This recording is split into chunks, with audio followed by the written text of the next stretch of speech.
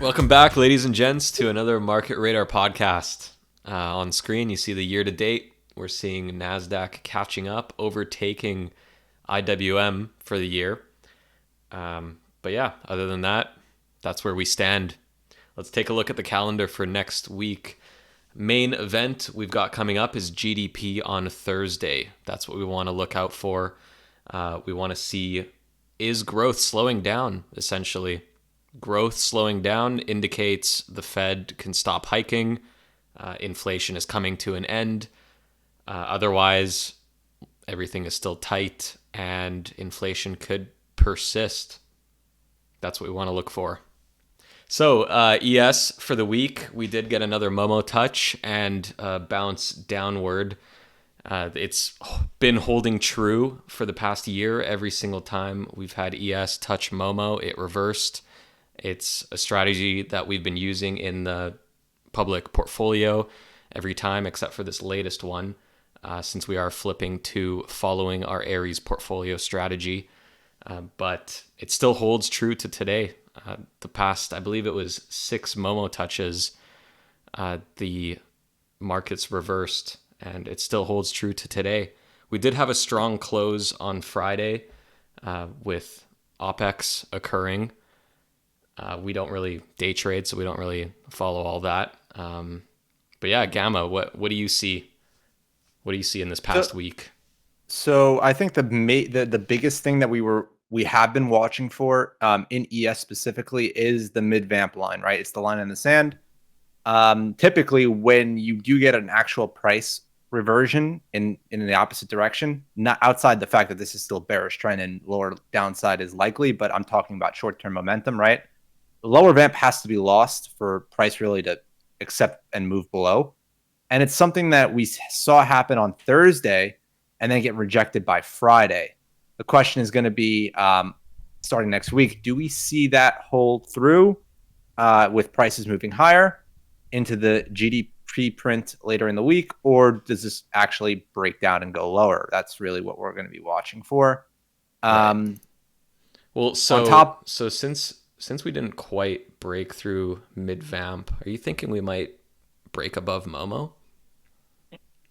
yeah, I mean, that's always a possibility. Also, given that, look, I noticed that there's a lot of people that are they're handling this market or this specific environment with a lot of emotion, right? So, like, let's just we're gonna break this down real simple. I know we don't follow stuff like this, but we're gonna do this because I know a lot of people are looking at charts like this on the internet. So this was like the big line in the sand everyone's been talking about, right? Right. This Well, downtrend line and I in mean, S. it's been working. It's been working, right? You have to give some credit to that. So people here, literally earlier this week, at the beginning of the week, this was the breakout, right? Everyone's like, "Oh, ES going to break out. Higher low. This whole move. We're going to go to here." And then like they have a bunch of these like triangle level fills and stuff like that they like to aim and target for. So that didn't work, right? So you got the longs, you trap the longs, and now you smoke them, right? So Mm-hmm. mid vamp held, but what ends up happening is the guys who think that they were wrong, long, flip short, and you smoke them again. Hmm. So it's the people that are trading very emotionally that a move like this will hurt them twice. Whereas someone like us, right, or people like us that are very bird's eye view, are there was no position here for a breakout. Obviously, the trend was bearish, right? The regime is still risk off. So the big risk here for those that are short or trying to play short because it's bearish trend. You're not going to long something in bearish trend unless there's an underlying reason to a strategy, right? You're not going to just blindly long SPY because you think it's breaking out. Even the trend's bearish, right? Mm-hmm. Simple. Yep. So if we are going to play this, the first thing that has to happen is this has to go bullish trend for a long. Right. And I'm kind of getting the feeling that it might happen. We might finally be getting out of this mess. It really seems like it, and our system is pointing towards growth coming back as well. So we do seem like we might be going towards a positive inflation and positive growth environment, which is risk on. Yeah. I mean, I was hoping for the deflation play, for the bond play, but that may not happen. I think you're right. But let's modify that delivery a little bit, right? So the bond trade is going to happen.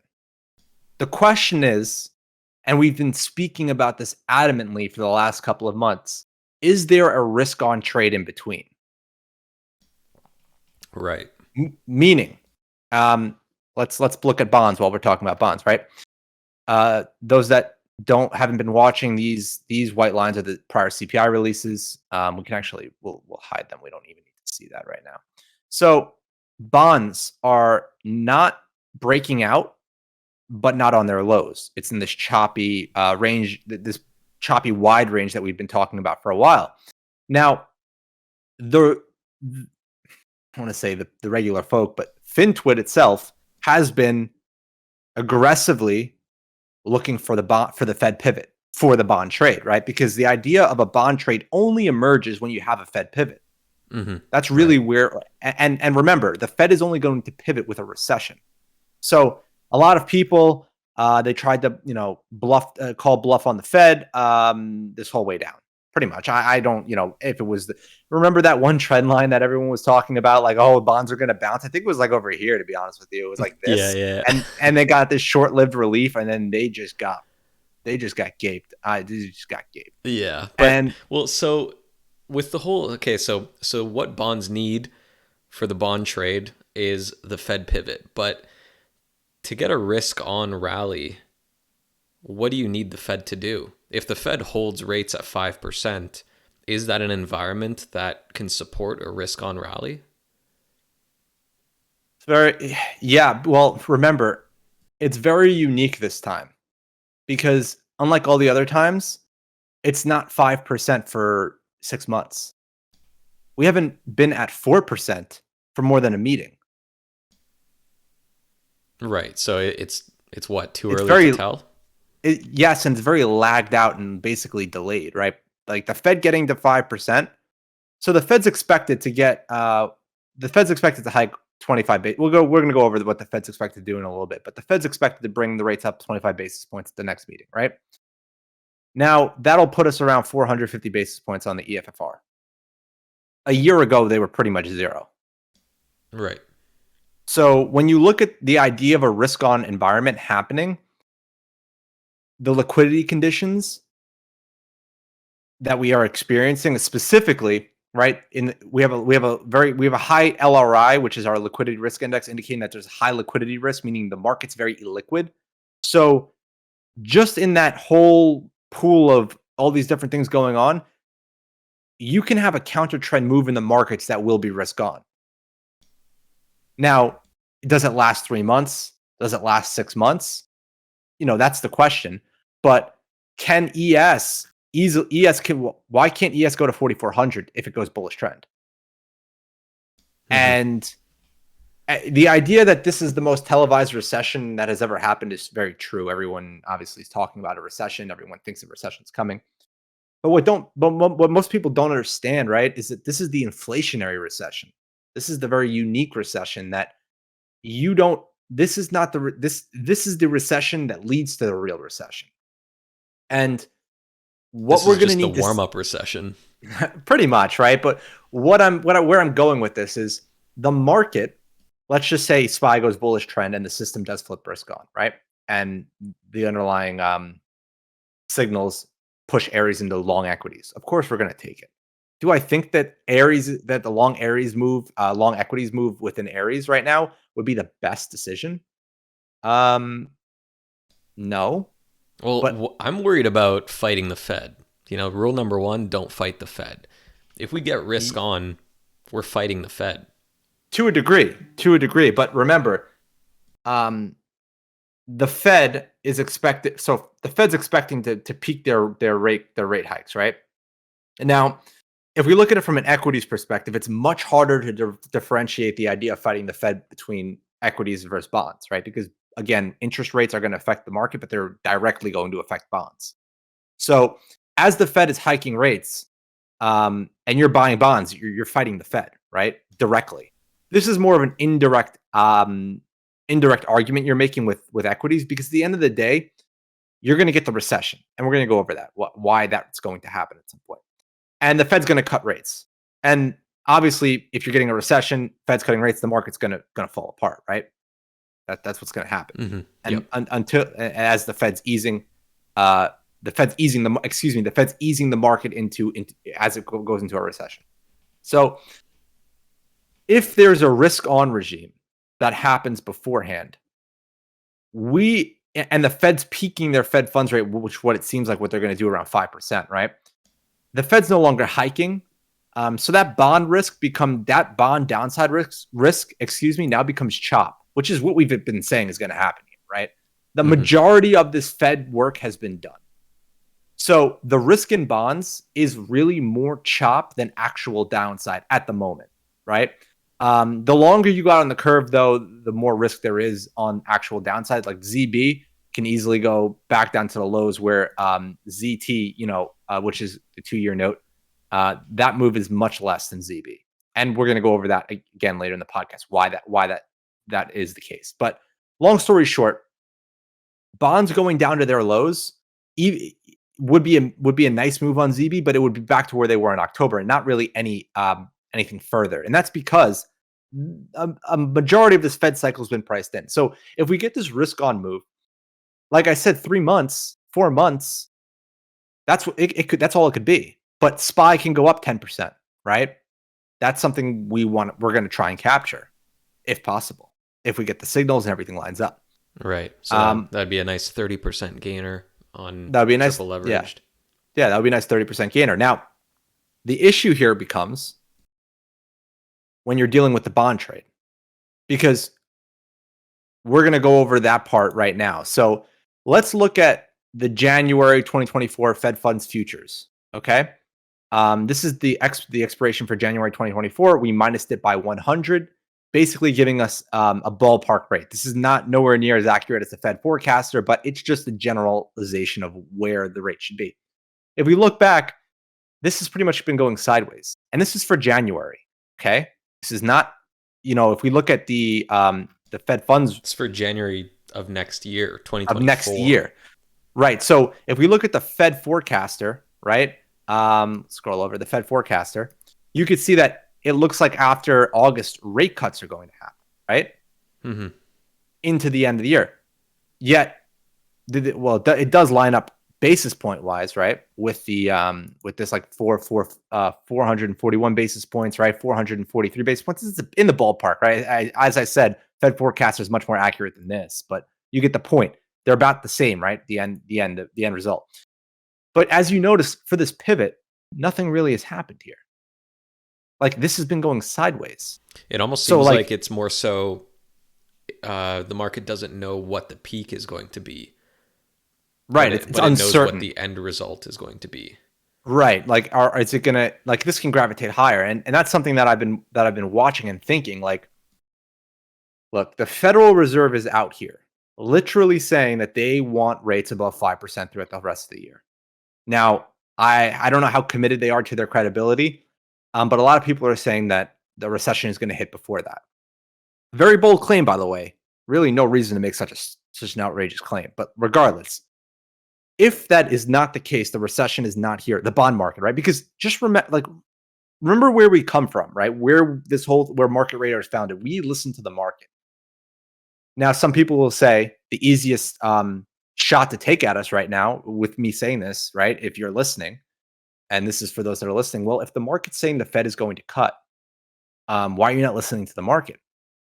And my answer to you is the market saying the Fed's going to cut, or is the market just reducing the probability that the Fed gets to 5% without actually cutting?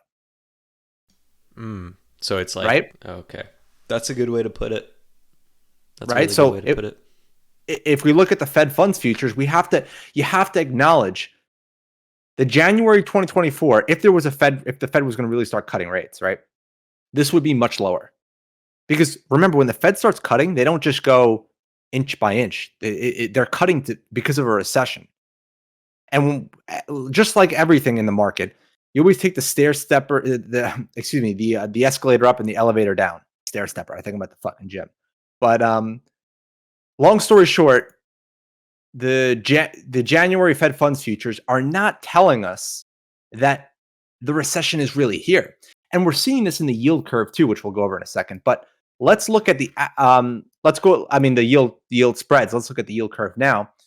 You can see that on a 1 month treasury, we're looking at 469 basis points, right? And then a year out, the 1 year bond, so the 1 month and 1 year are about the spread's about 1 basis point. Right. So the bonds are essentially just saying for the next year, the Fed's going to hold rates at around 4.7%. Right. And you can take this Fed forecaster as literal as you want it, but you have to look at the big picture. The bond market isn't pricing in that Fed pivot. But what the bond market is pricing in through the yield curve is a potential recession. The problem is that recession is at least a year out. Right? Because look at the difference between a 6 month and 1 year, right? You're down 12 basis points, and then you go down 44 basis points. 54 basis points.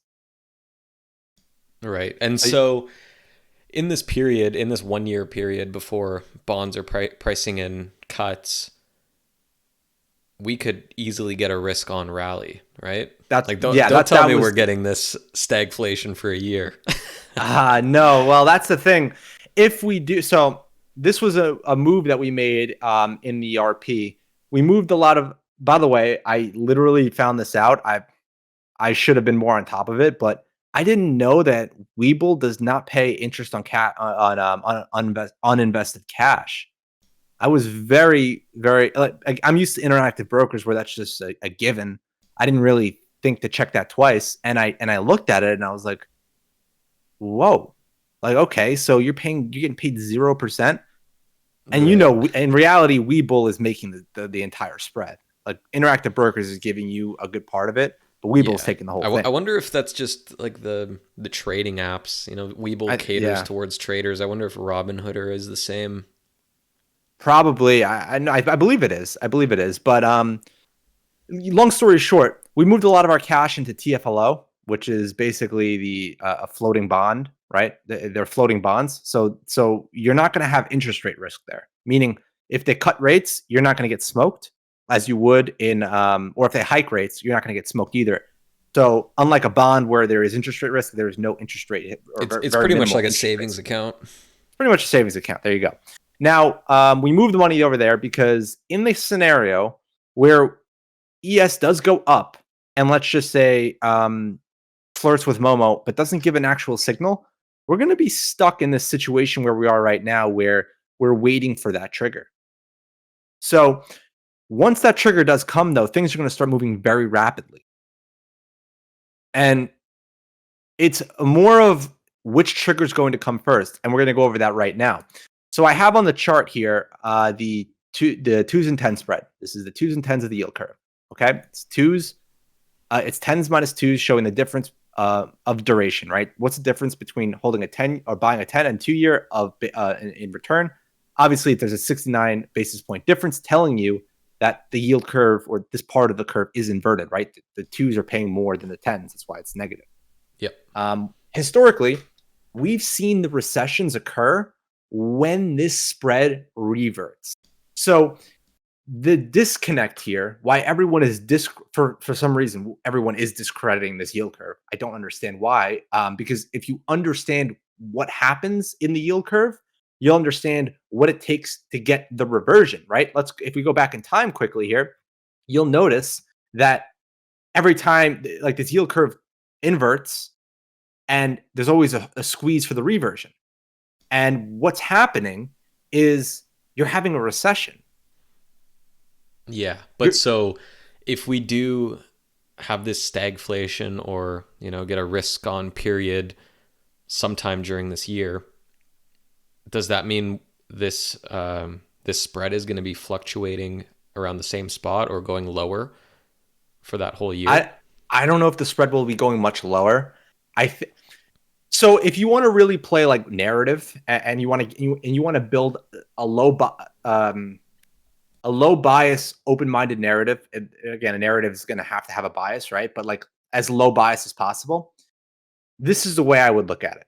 The twos and tens went from in March of 2021 from 160 basis points down to negative 70 basis points. Okay, that thing got basically whopped. Okay, now the market, obviously, we saw the negative effects there. Okay, your bias now, or your narrative is going to be, okay, the yield curve is not inverting anymore. It's just chopping. So we've hit that peak inflation explosion, right? So what does the market do with that? It'll rally. So that's essentially like a good environment to get a risk on rally. Right now, just remember, inflation is still up in overall terms. Yeah, now but the market is forward looking. It's going to see past that and be like, okay, inflation is up or has peaked. Essentially, that's what it would be thinking. that's exactly Inflation that's my point. Has peaked. Right. We're past the worst of it. The Fed is going to cut soon because they don't need to have higher rates because inflation is leaving. It's game time. Right. And the market's not really going to directly, in this narrative that you're creating for yourself, the market's not going to pick up on that sticky inflation until it starts happening, right? Mm-hmm. So the idea, look, let's bring the twos and tens back into this. The twos and tens chop around here for a while, right? What's going to happen is the market's going to say, oh, okay, inflation, this idea that inflation is just going to run away from us like it did in the 80s is not an issue. So the market will start moving higher. We'll get that risk on move. But eventually 5% interest rates in a leveraged economy will break something. That's the problem. At some point, something breaks. But it might not. But it's like one of those things where, like, you know, I'm gonna get caught, but not today. You know, like that type of thing. Like that's literally what I'm trying to get across here with the market. Like the market's gonna be in trouble, but not today. Well, if that were to happen, we do get risk on. Things are kind of going back to normal, inflation's coming down. Wouldn't the Fed start cutting? You know, this would be like, you know, this could be a while down the line. Yeah, this would be a while down the line. But Fed, yeah, so the Fed would start cutting because there's no reason to hold interest rates so high, and then we could possibly get the second wave of inflation to come in. Is that possible? I don't think the Fed's going to let that happen, which is why. And this is the thing: the market, as we saw here with the Fed forecaster, is trying to press the Fed's buttons a little bit. But I don't think the Fed didn't have to chase inflation, right? They didn't have to run the Fed funds rate up to 8 or 9%. I mean, they did have to chase it a little bit. No, terminals were at like 3%. Right. Yeah, you're right. I misspoke there. Yes, I mean in the fact that the Fed wasn't hiking behind inflation nonstop. Like we were doing 75 basis points. It could have been a lot worse. They could have really just blown it out, right? Yeah. They could have gone to chase inflation down to basis point by basis point. Okay, they didn't. They got us up to 5 now, and now we're starting to see their idea of like, oh, okay, only 25 more, right? Or only 20. Like I just want you hear the Fed speakers whole week. I just want to see a little bit over 5%, right? Just the Fed needs to get just a little bit above 5%. The idea being, because remember, CPI isn't even at 5%. So the idea is the Fed can get just into that mark where it's like, man, this is high, but it's not so crazy. And the Fed can hold it until they're sure inflation isn't an issue anymore, and then cut it. Instead of holding it, seeing inflation come down, start cutting it, and then having to hike even higher. So it's kind of like the long game here. This is, the chess game where the Fed's going to basically put the pieces in place to ride out the rest of this inflationary wave. The problem is if inflation does remain sticky and they have to go higher than where they are right now. That we haven't seen enough data to prove that, but we do see enough things going down, like commodities rebounding. Again, these are all risk on things, right, that are happening, like copper moving up, a lot of these things that makes you think that the Fed on the long end is gonna have to be higher than the value that's being reported here in the Fed forecaster. Like the idea of them cutting into the end of the year. There's like valid debate to be made here that the Fed's going to just hold this out throughout the rest of the year. They're telling you that commodities are bouncing. not really looking the best. Bond again.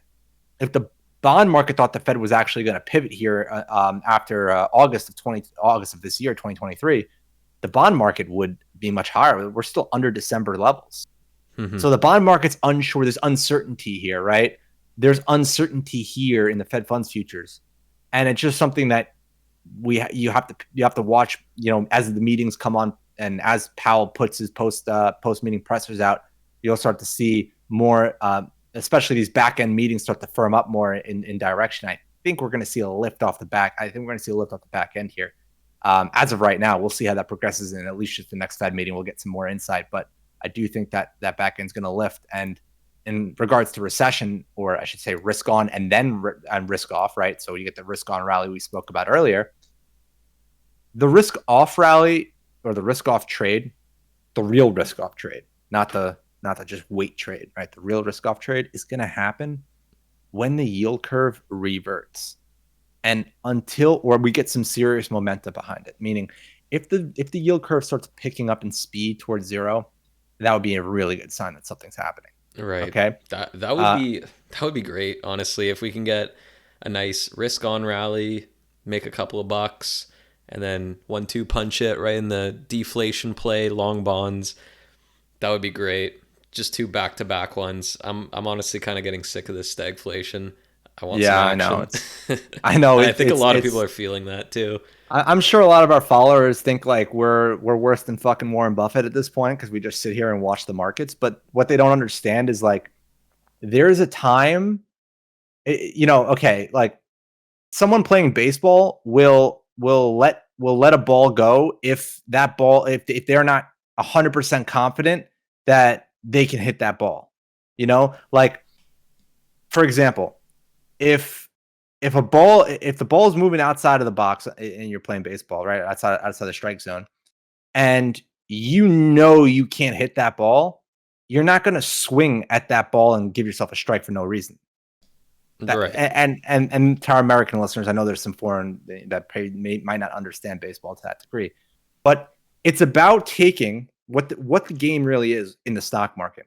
Is you're the batter at bat, and you have your strike zone, and you want to take shots on balls coming within the strike zone. Okay, because if you start just swinging the bat at anything, you're going to be the worst player that there is. Yeah, you're gonna get So striked out, especially right, with the amount of leverage that we use. We need to play the game like this. We don't have much room for error. Imagine if we didn't have our super high conviction system and we were buying bonds all the way down, thinking deflation's coming. You do that with 3 times leverage, you get destroyed really quick. You get taken out of the game. that's another thing we might as well bring up right now. So just earlier today, or as we're recording this, Bitcoin is starting to form a bullish trend. Very interesting. Last time it was bullish trend was in December of 2021. So it's been a whole year of bearish trend in Bitcoin. Now, some of you might say, "Oh, the crypto boys are back, right? Like let's get excited." What again? The benefit of this high conviction system is at the moment we're risk off. At the moment. So Bitcoin going bullish trend is a nice early risk on signal. Okay, something nice is happening, right? Something good, bullish. But it doesn't mean you buy Bitcoin because it's bullish trend. This is the whole point of a high conviction system. If you're going long just because one thing says something, you're going to get your ass handed to you. And that is exactly what we don't do. And just what you were saying, Artie, of course, like when the time comes, you have to play the high probability shots. If there's a risk on regime, meaning this is what this risk on regime really means. Our system is pointing risk on the system, right? DDAP is pointing risk on. Aries is pointing long equities. There's no reason for me not to be long equities.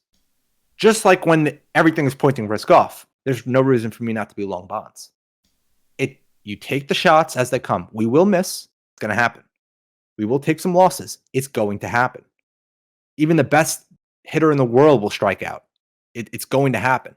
But as long as you keep those strikeouts small or infrequent, the compounding effect of leverage, the whole purpose of what we're doing is exponential, right? Because, you can take a 20% loss. I'm not saying that's like good, right? But you could take a 20% hit. But with a 30% CAGR, it's okay. It's Yeah, okay. You're going to yeah, be fine. exactly. It happens, but it happens so infrequently that it just becomes negligible Right. over the long run. Now here's the flip story, right? You say 20% loss. You take a 20% loss with a 6% CAGR. That's a problem. Yeah, because that's going to take you quite a few years to make that back. Right. Right. And that's the big misconception. When you're dealing with leverage, as long as the expected returns are skewed positively in that direction of where you're leveraging, it's okay to assume some risk because you're look, we're not the medallion fund here, okay? We're not moving billions of dollars in and out of the market every day. 10, 20x leverage and Not running yet. running not yet, but Yeah, we'll get there. but you get my point, right?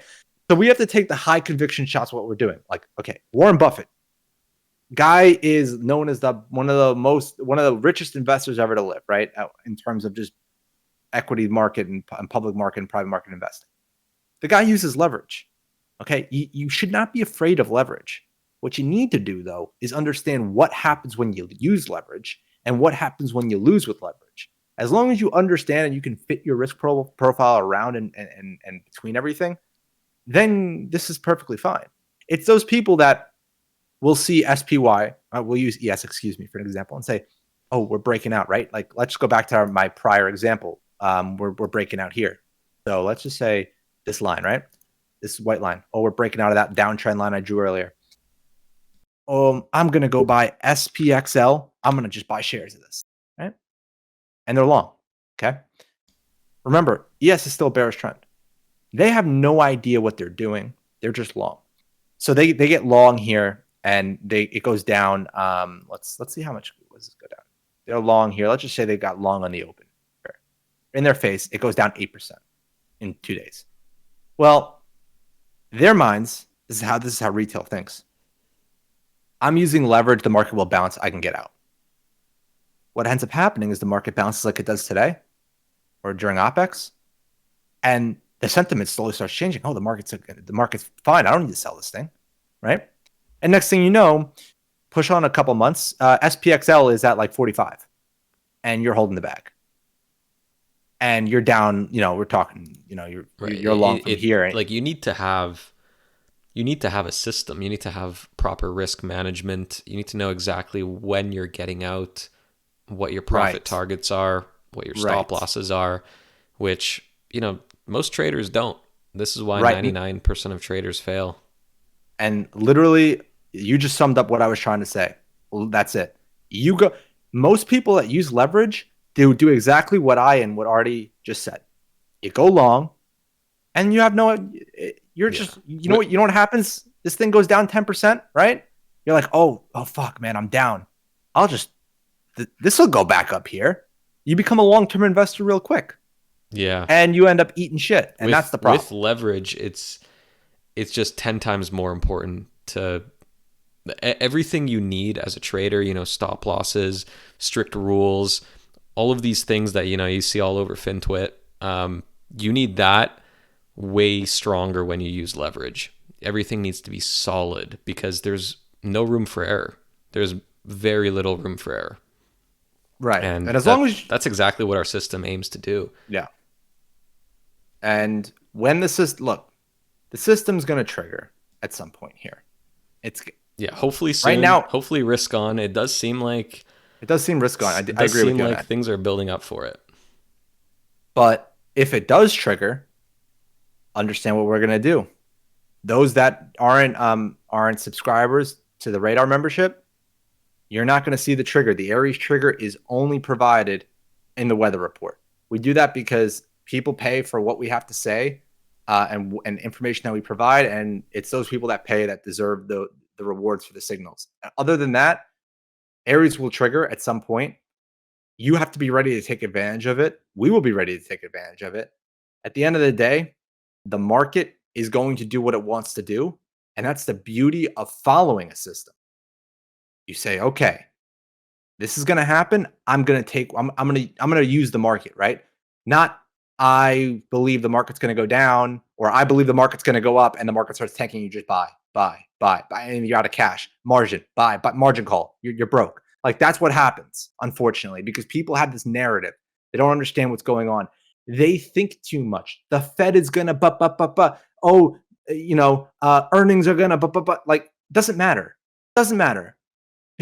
Let's go back to 2021, 2020, 2021 real quick, where that motherfucker with the green hammer was banging on his keyboard, stocks only go up. Remember that? Yeah.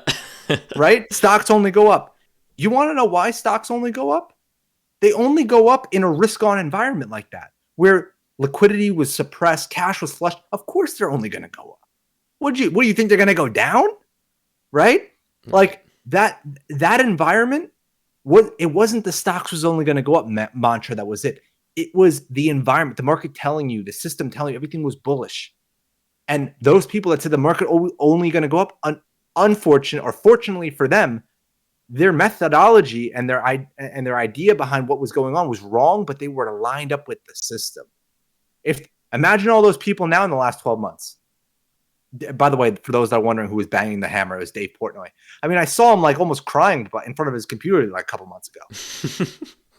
Like, bear markets really change people. Yeah, legitimately. Like the man was like broken, and you like him or not like him, whatever. The market doesn't care who you are, what you are, how much money you have. Pay attention. The market will do what it wants. We ride the waves, okay? The surfer isn't making the waves. It's picking the waves and just taking advantage of them as they come along. That's literally what we're doing. Surf the market, ride it out. The time will come to strike big and hit nice big winners. When it does, we'll take advantage of it. And until then, keep your head on straight and stay focused. I think that's where we're going to wrap this one off today.